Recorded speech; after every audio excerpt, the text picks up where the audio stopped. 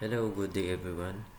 I am Dennis Gigases and I am reporting evolution of public administration as discipline. Evolution of public administration as a discipline has 5 stages. Phase 1, Politics Administration Dichotomy. Phase 2, Principles of Administration. Phase 3, Era of Challenges. Phase 4, Crisis of Identity. Phase 5, Public Policy Perspective. Stage 1, Politics Administration Dichotomy. This stage is the separation of politics from administration. Woodrow Wilson, known as the father of public administration, administrative study was the first to argue for the separation of politics and administration. According to him, politics is for policy making or lawmaking, and administration is for implementation of policy. Frank J. Goodnow, considered as father of American public administration, published Politics and Administration in 1990. He said that the responsibility of politicians is to make political decisions, but politicians do not have the necessary expertise to implement policy. Only the administration can count on the effective and sustainable implementation of government policies.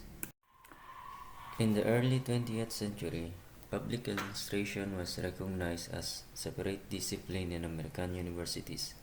At that time, public administration staff had very close relationships with public administration theories and researchers. The New York Bureau of Municipal Research was founded in 1906 to make municipal government work successful, and in 1911, the organization established the first school of public administration, known as the Training School for Public Service. L.D. White published his book titled Introduction to the Study of Public Administration in year 1926. This book is considered to be the first textbook on public administration, and this book more clearly brings out the politics administration dichotomy. Stage 2, Principles of Administration.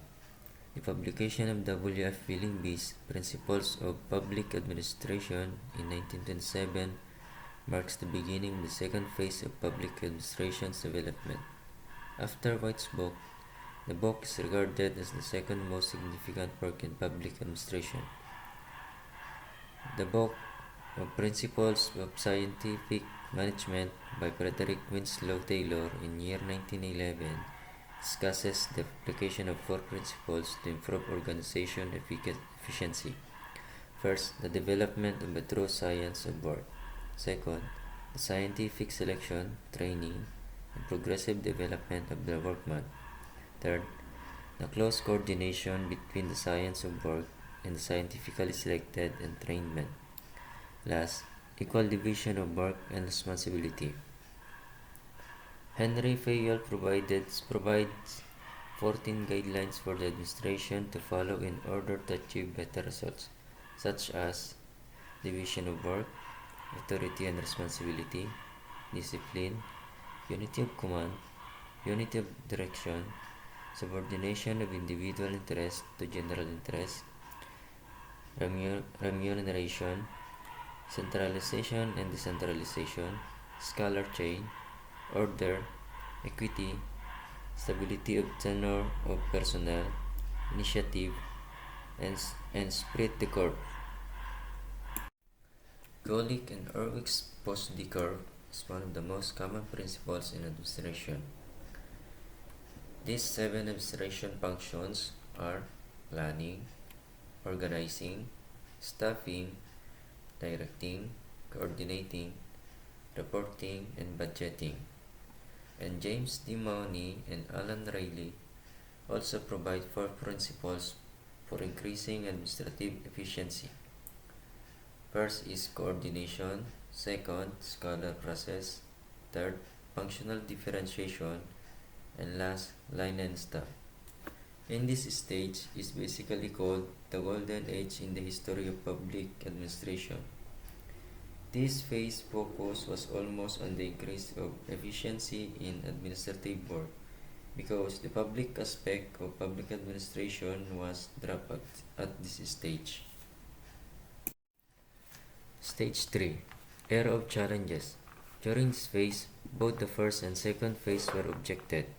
Herbert Simon and Robert Dahl supported the objections.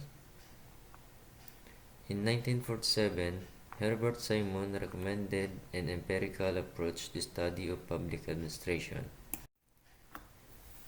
A new group began to promote the idea that scientific management is not the last word of administration, but that social and environmental factors are an effective force. This group is known as the Human Relations School. In year 1950s, public administration scholars completely rejected both objections. This rejection left public administration without an identity, and thus a new stage in the development of the discipline of public administration was birthed. Stage 4. Crisis of Identity. Since the 1950s, public administration theories have abandoned the dichotomy between politics and public administration and the application of universal principles in the field.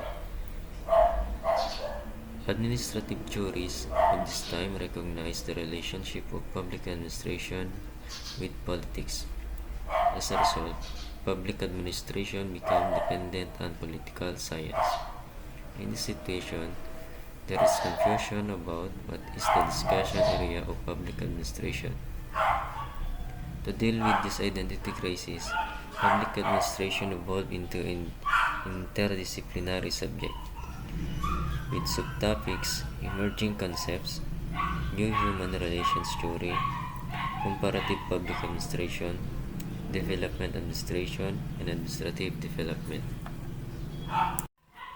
Public political perspective, or last stage of the historical development of public administration, is set in new public administration from a customer orientation, democratic humanism, and also from a scientific point of view.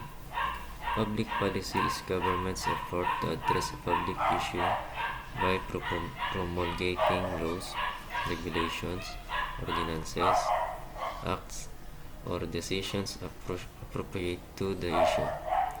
It is a measure prepared for human welfare and growth. In the field, the perspective of public policy is government behavior. And at this point, here again approach political science and also combine various management theories to help the public administration deal with its conduct and discipline. The third Minnowbrook Conference in year 2008. This is the result of social unrest in the late 1960s and early 1970s.